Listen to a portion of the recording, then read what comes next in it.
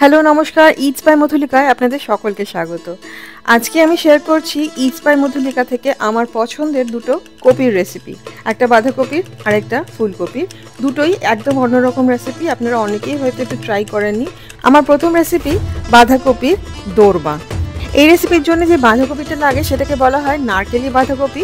একদম নিরেট একটা ছোট্ট বাঁধাকপি নিতে হয়, অর্থাৎ বেশি ওজনের ছোট বাঁধাকপি নিতে হবে। একদম ভেতরটা ঠাসা থাকবে, ফাঁপা থাকবে না। বাঁধাকপিটা কাটারও একটা নিয়ম আছে। বাঁধাকপিটাকে 4 টুকরো করে কাটতে হবে এবং এমনভাবে কাটতে হবে যাতে নিচটা লেগে থাকে। গোড়াটা সামান্য কেটে ফেলে দিতে হবে। আর বাঁধাকপিটা যাতে বাঁধাকপির পাতাগুলো যাতে একে অপরের সাথে লেগে থাকে সেই জন্য খানিকটা গোড়া রেখে দিতে হবে। ঠিক এইভাবে একটা বাঁধাকপি আমি 4 টুকরো করে কেটে নিচ্ছি।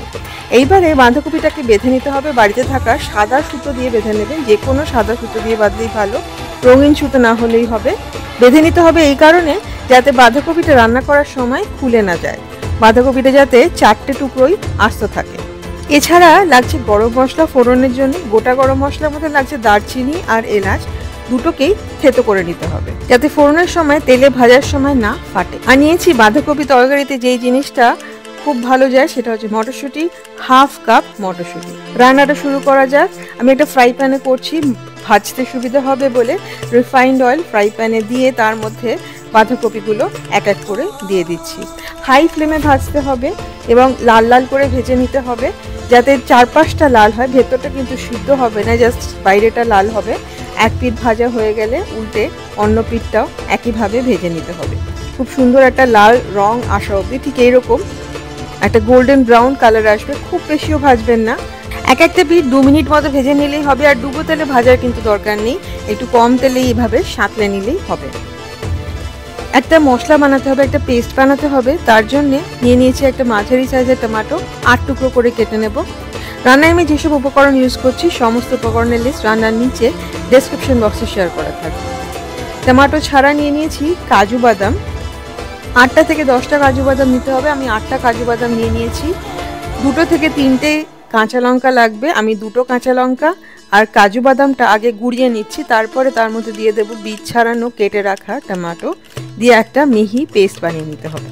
ফ্রাই প্যানে দিয়ে দিচ্ছি আবার 1.5 টেবিল চামচ রিফাইন্ড অয়েল। আমি এখানে রাইস ব্র্যান অয়েল ইউজ করছি। আর দিচ্ছি 1 টেবিল চামচ ঘি। পুরো রান্নাটা ঘিতে করা যায়, তাহলে কিন্তু টেস্ট আরও ভালো আসে। আমি ঘি আর তেল মিশিয়ে করছি। ফোড়নে দিয়ে দিলাম থেতো করে রাখা দারচিনি আর এলাচ, একটা শুকনো লঙ্কা, আর দেবো 1/4 চা চামচ জিরে, গোটা জিরে। শুকনো লঙ্কাটা একটু ভাজার পরে জিরেটা দিতে হবে। জিরেটা দিয়ে ভেজে নিতে হবে যতক্ষণ না ফোড়নে খুব সুন্দর একটা গন্ধ পাওয়া যায়। নুন দিয়ে দেবো যাতে এরপরে যাই দেবো সেটাতে যাতে না ফাটে, কারণ এরপরে আমি দিচ্ছি আদা বাটা, হাফ চা চামচ আদা বাটা, আর একটা কাঁচা লঙ্কা। কাঁচা লঙ্কাটা কিন্তু চিড়ে দিতে হবে, নাহলে কিন্তু ভাজার সময় ফাটবে। একদম কম আছে আদা কাঁচা লঙ্কাটা ভেজে নিতে হবে যতক্ষণ না আদা কাঁচা লঙ্কার কাঁচা গন্ধটা চলে যায়। আর ঘিতে ভাজা আদার একটা খুব সুন্দর গন্ধ বেরোয়। আদাটা ভালো করে কষানো হয়ে গেলে দিয়ে দেবো এক এক করে মশলা। জিরে গুঁড়ো দিয়ে দেবো 1 চা চামচ, ধনে গুঁড়ো 1 চা চামচ। খানিকটা জল দিয়ে মশলাটা কষাতে হবে যতক্ষণ না মশলাটা কষে গিয়ে খুব সুন্দর একটা গন্ধ বেরোয় আর তেলও ছেড়ে যায়। মশলাটা খুব ভালো কষানো হয়ে গেলে দিয়ে দেব বেটে রাখা মশলাটা, বেটে রাখা কাঁচা লঙ্কা, বাদাম আর টমেটোর মিশ্রণটা।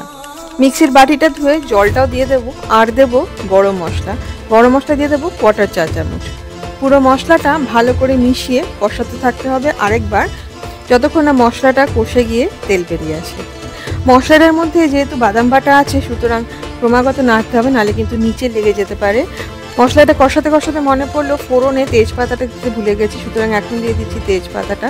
মশলাটা একদম কষে গিয়ে যখন তেল বেরিয়ে যাবে তখন দিয়ে দেবো একটা মাঝারি সাইজের সিদ্ধ করা আলু 4 টুকরো করে কেটে, আর দেবো মটরশুঁটি। মটরশুঁটিটা এখন না দিলে কিন্তু সিদ্ধ হবে না, সুতরাং এখনই দিয়ে ভালো করে মশলার সাথে কষিয়ে নিতে হবে 1 থেকে 2 মিনিট। আলু আর মটরশুঁটিটা কষানো হয়ে গেছে। এইবারে দিয়ে দেবো 1 কাপ গরম দুধ। দুধটা কিন্তু গরম করে দিতে হবে, ঠান্ডা দুধ দিলে কিন্তু ফেটে যেতে পারে, ছানা কেটে যেতে পারে। এই দুধ কিন্তু রান্নার টেস্টটা একদম পাল্টে দেবে, খুব সুন্দর একটা টেস্ট আনবে। দুধ ছাড়া দিয়ে দেব কোয়ার্টার কাপ জল। জলটা আপনারা চাইলে আরেকটু বেশি দিতে পারেন যদি আরেকটু গ্রেভি পছন্দ করেন।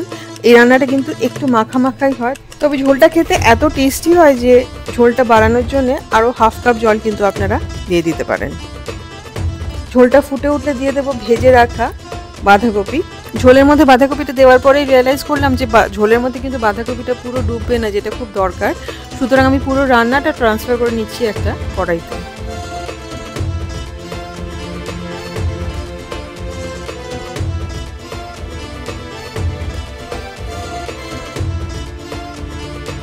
এইবারে ঢেকে এটা রান্না করব 5 মিনিট একদম কম আঁচে। এতে ফুলকপির ভেতরটা কিন্তু ক্রাঞ্চি থাকবে, বাইরেটা একদম নরম হয়ে যাবে। যদি চান যে পুরো বাঁধাকপিটা একদম নরম হয়ে যাবে, যেটা যদি আপনারা সেইটা পছন্দ করেন, তাহলে কিন্তু রান্নাটা 8 থেকে 10 মিনিট ঢেকে করতে হবে, তাতে পুরো বাঁধাকপিটা একদম নরম হয়ে যাবে। রান্না শেষে ঢাকা খুলে বাঁধাকপিটা উল্টে দিতে হবে। দিয়ে দিতে হবে চিনি, হাফ চা চামচ চিনি দিতে হবে টেস্টটাকে ব্যালেন্স করার জন্য। রান্নাটা কিন্তু মিষ্টি হবে না, কিন্তু টেস্টটা ব্যালেন্স করার জন্য হাফ চা চামচ দিতে হবে। এছাড়া দিতে হবে 1 চা চামচ ঘি, আমি এখানে হাফ চা চামচ ঘি দিলাম। দিয়ে খুব ভালো করে মিশিয়ে নিতে হবে। রান্নাটা শেষ করতে হবে 3টে থেকে 4টে কাঁচা লঙ্কা দিয়ে। রান্নার নিচে ডেসক্রিপশন বক্সে কিন্তু আরও কিছু নিরামিষ রেসিপির লিঙ্ক শেয়ার করা থাকবে। লিঙ্কে ক্লিক করলে রেসিপিগুলো দেখা যায়। দেখতে যদি ভালো লাগে অবশ্যই ট্রাই করবেন। পছন্দ হলে প্লিজ লাইক করবেন ও শেয়ার করবেন অ্যাটলিস্ট 5 জনের সাথে যারা রান্না করতে ভালোবাসে। রান্না কিন্তু একদম কমপ্লিট। আঁচটা বন্ধ করে দিয়ে ঢাকা দিয়ে রেখে দিতে হবে 15 মিনিট। 15 মিনিট পরে সার্ভ করুন গরম গরম ভাতের সাথে। রুটির সাথেও কিন্তু এটা খেতে বেশ ভালো লাগে, পোলাওয়ের সাথেও খেতে ভালো লাগে। সার্ভ করার আগে কিন্তু সুতোগুলো কেটে ফেলে দিতে হবে ঠিক এইভাবে। এই বাঁধাকপির রেসিপিটা আমার এত প্রিয় যে আমি আবার শেয়ার করলাম এটা আপনাদের সাথে। আপনারা কিন্তু অবশ্যই একবার ট্রাই করে জানাবেন আমাকে যে আপনাদের কেমন লাগলো। এর পরের রেসিপিটা আমার আরেকটা খুব প্রিয় রেসিপি। এবার একটা ফুলকপির রেসিপি, ফুলকপির পাতুরি। কলা পাতা ছাড়া পাতুরি কড়াইতেই হবে, সুতরাং ফুলকপির কড়াই পাতুরি বলা যায়। এই রান্নাটা সব থেকে ভালো হয় শীতের ফুলকপি দিয়ে। বাজারে এখন প্রচুর শীতের ফুলকপি পাওয়া যাচ্ছে। কম তেল কম মশলা লাগলেও রান্নাটা এত সুস্বাদু হয় যে ভাতটা কিন্তু সেদিনকে একটু বেশি খাওয়া হয়ে যায়। 250 গ্রাম ফুলকপি ছোট ছোট টুকরো করে কেটে নিয়েছি। ফুলকপির ডাঁটাটা যদি একটু সবুজ রঙের হয় তাহলে আমি দেখেছি ফুলকপির স্বাদটা কিন্তু অনেক বেশি হয়, সেরকমই একটা ফুলকপি আমি নিয়ে নিয়েছি। একটা মাঝারি সাইজের টমেটো পাতলা পাতলা করে কেটে নিতে হবে। একটা পেস্ট বানাতে হবে, তার জন্য প্রথমেই কাঁচা লঙ্কা নিয়ে নিচ্ছি 1টা থেকে 2টো, ঝাল হলে একটাতেই হবে। আর কোরানো নারকেল 3/4 কাপ। আমি 2 রকম সর্ষে, হাফ চা চামচ সাদা সর্ষে, হাফ চা চামচ কালো সর্ষে একসাথে বেটে নিয়েছি, সেই সর্ষে বাটাটাই নিয়ে নিলাম। এবার একটা মিহি পেস্ট বানিয়ে নিতে হবে মিক্সিতে, ঠিক এইরকম। যেই কড়াইতে পাতুরিটা বানাবো সেই কড়াইটার মধ্যে সমস্ত মশলা দিয়ে ফুলকপিটা মেখে নেব। প্রথমেই নিয়ে নিয়েছি ফুলকপিটা। ফুলকপিটা আধ ঘন্টা নুন জলে ভেজানো ছিল, তারপরে ভালো করে ধুয়ে নিয়ে নিলাম। 3টে ছোট ছোট তেজপাতা দিয়ে দিলাম। টমেটো যেটা কুচিয়ে রেখেছিলাম সেইটা দিচ্ছি। নুন দিয়ে দেবো স্বাদ মতো, হাফ চা চামচ নুন দিয়ে দিয়েছি। 1/4 চা চামচ নুন দুবার দিলাম, সুতরাং হাফ চা চামচ নুনই আমি দিলাম, আপনারা আপনাদের স্বাদ মতো দেবেন। 1/4 চা চামচ হলুদ গুঁড়ো দিয়ে দিচ্ছি। আর শুকনো লঙ্কার গুঁড়ো লাগছে হাফ চা চামচ। যারা ঝাল বেশি খান তারা একটু বেশিও দিতে পারেন। সর্ষের তেল দিয়ে দেবো 3 টেবিল চামচ। এবার সমস্ত কিছু খুব ভালো করে মিশিয়ে নিতে হবে। একটু সময় নিয়ে ভালো করে মেশানোটা কিন্তু এখানে খুব ইম্পর্টেন্ট।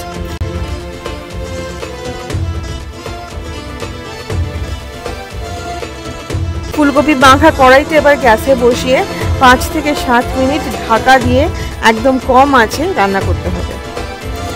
7 মিনিট বাদে ঢাকাটা খুলে দেখুন কতটা জল বেরিয়েছে। ভালো করে একবার নেড়ে মিশিয়ে দিতে হবে।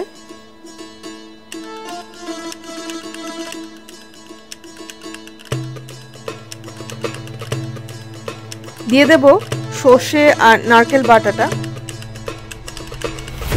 খুব ভালো করে মেশাতে হবে এটা, যেহেতু জল আছে সেহেতু মেশাতে অনেকটা সুবিধা হবে।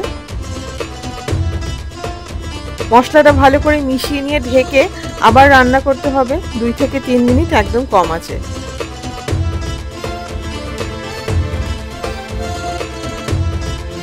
2 থেকে 3 মিনিট বাদে আবার একবার ভালো করে নেড়ে নেবেন, দেখে নেবেন ফুলকপিটা কিন্তু পুরো সিদ্ধ হয়ে গেছে। ফুলকপিটা একদম গলে গেলে আমার ভালো লাগে না, এই ফুলকপিটা একদম পারফেক্টলি সিদ্ধ হয়েছে। যদি আপনারা একদম গলা ফুলকপি চান, ফুলকপিটা একদম গলে যাবে, তাহলে আরও 2-3 মিনিট রান্না করবে। এবারে দিয়ে দেবো চিনি 1 চা চামচ, দিয়ে ভালো করে মিশিয়ে নেব। এই রান্নাটা একটু মিষ্টি মিষ্টি হলেই ভালো লাগে, নারকেলে কিন্তু অলরেডি অনেকটাই মিষ্টি হবে, তাছাড়া চিনি তো পড়ছেই। দিয়ে দেবো কাঁচা লঙ্কা 4টে থেকে 5টা, ঝাল অনুযায়ী দেবেন, যদি আপনারা ঝাল বেশি খান তাহলে কিন্তু লঙ্কাটা কুচিয়ে দিলেও ভালো লাগবে। সর্ষের তেল, কাঁচা সর্ষের তেল দিয়ে দেবো লাস্টে 1 টেবিল চামচ, আর দেবো ধনেপাতা 1/2 কাপ। ধনেপাতাটা দিলে কিন্তু টেস্টটা ভীষণ ভালো আসে।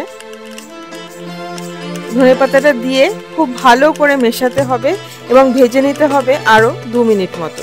খেয়াল রাখবেন রান্নাটা যাতে একটু জল না থাকে, পুরোটা যাতে ভাজা ভাজা হয়। এটা যত ভাজা ভাজা হবে ততই কিন্তু খেতে ভালো হবে। তৈরি হয়ে গেল ফুলকপির কড়াই পাতুরি। ভাতের সাথে, গরম ভাতের সাথে খেতে এটা ভীষণ ভালো লাগে, রুটির সাথেও খাওয়া যায়। যারা এই রেসিপিটা, যারা এই রান্নাটাকে খেয়েছেন তারা জানেন এটা খেতে কত ভালো হয়। যারা খাননি তারা ঠিক এইভাবে অবশ্যই বানাবেন, ট্রাই করবেন এবং আমাকে কমেন্ট করে জানাবেন যে আপনাদের কেমন লাগলো। ভালো লাগলে লাইক ও শেয়ার করবেন। ইটস বাই মধুলিকা অবশ্যই সাবস্ক্রাইব করবেন। সাবস্ক্রাইব করার সময় বেল আইকনটি প্রেস করলে আমি যখনই কোনো রেসিপি পোস্ট করব প্রথম নোটিফিকেশন আপনার কাছেই যাবে।